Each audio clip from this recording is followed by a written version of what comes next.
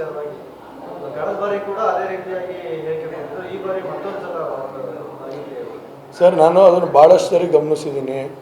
ರಾಜಣ್ಣ ಅವರು ಇವಾಗ ನಮ್ಮ ಏನು ಸಚಿವರಾಗಿದ್ದಾರೆ, ನಮ್ಮ ಜಿಲ್ಲಾ ಸಚಿವರಾಗಿದ್ದಾರೆ, ಜಿಲ್ಲಾ ಇನ್ಚಾರ್ಜ್ ಸಚಿವರಾಗಿದ್ದಾರೆ, ಅವರು ಪದೇ ಪದೇ ದೇವೇಗೌಡರು ಸಾವಿನ ಬಗ್ಗೆ ಚರ್ಚೆ ಮಾಡ್ತಿದ್ದಾರೆ. ಇದು ಎರಡನೇ ಬಾರಿ. ಇದು ಎಲ್ಲೋ ಒಂದು ಕಡೆ ಅವರ ಮಟ್ಟಕ್ಕೆ ಇಲ್ಲ ಅವರ ಕಾರ್ಯಕರ್ತರ ಮಟ್ಟಕ್ಕೆ ಹಾಸ್ಯವಾಗಿ ನೋಡ್ಬೋದು. ಆದರೆ ಜಿಲ್ಲೆ ಜನತೆ ಇರ್ಬೋದು, ಇಡೀ ರಾಜ್ಯ ಇರ್ಬೋದು, ಇಲ್ಲ ದೇಶನೇ ಇರ್ಬೋದು, ಇವತ್ತು ಅದನ್ನು ಏನು ಸ್ವಾಗತ ಮಾಡೋ ಅಂಥ ಹೇಳಿಕೆ ಅಲ್ಲ ಅದು.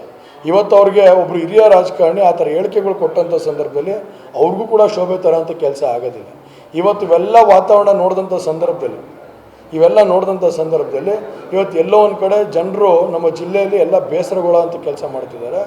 ಇವತ್ತೆಲ್ಲ ಒಂದು ಕಡೆ ನಾವು ಕಾಂಗ್ರೆಸ್ ಪಕ್ಷನ ಇವತ್ತು ಯಾವ ಸ್ಥಿತಿ ಇದೆ, ಇವತ್ತು ಕಾಂಗ್ರೆಸ್ನ ಮನಸ್ಥಿತಿ ಯಾವ ರೀತಿ ಇದೆ ಅನ್ನೋದ್ರ ಬಗ್ಗೆ ಇವತ್ತು ನಾನು ಮಾತಾಡ್ತಿಲ್ಲ, ಬೀದಿಲಿ ಚರ್ಚೆ ಆಗೋಂಥ ಕೆಲಸ ಆಗ್ತಾಯಿದೆ.